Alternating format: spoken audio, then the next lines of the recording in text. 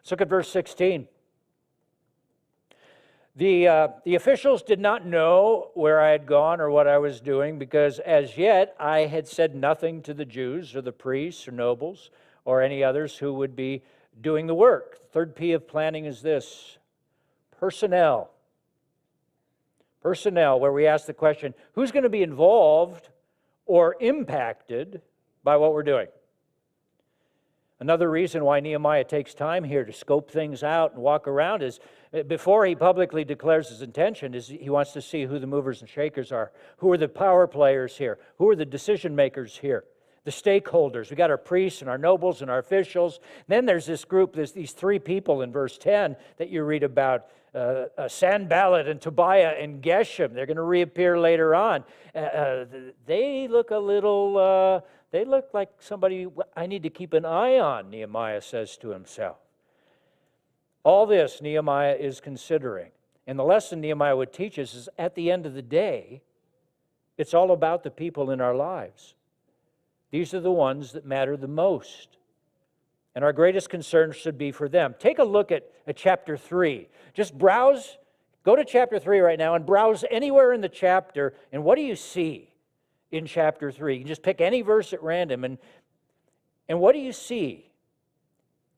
In chapter 3, it's a written record Nehemiah kept of all the people and families who participated in rebuilding the wall. And some of you are looking at that right now, and your eyes are glazing over, and you're going, boy, I hope we don't spend any time in that chapter.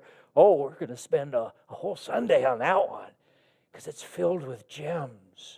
He lists names and families and tribes and professions. Some of them even work by the dung gate and work on the wall.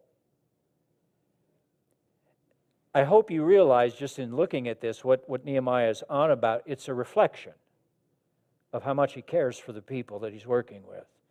Nehemiah, it's not all about himself. He's not there for his own glory. He's not there to make a name for himself. Or chapter 3 wouldn't been there. I think of Apostle Paul, and you read any of Paul's letters, and you get to the end of it, and what does he do? I want to thank, and he goes on to list all the people he's working with. It's because he knows he cannot fulfill the mission God has given him without them.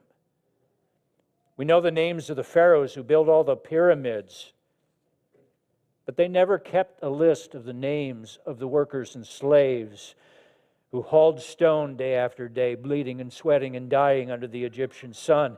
Pharaohs didn't care for them, but Nehemiah did, because personnel matters in our planning. So when you plan something for your life or your church or your home or your business, don't forget to give thought to the people around you whose help and encouragement and support you need. Don't you see them just as a cog in a wheel. Don't just see them as an evangelistic target.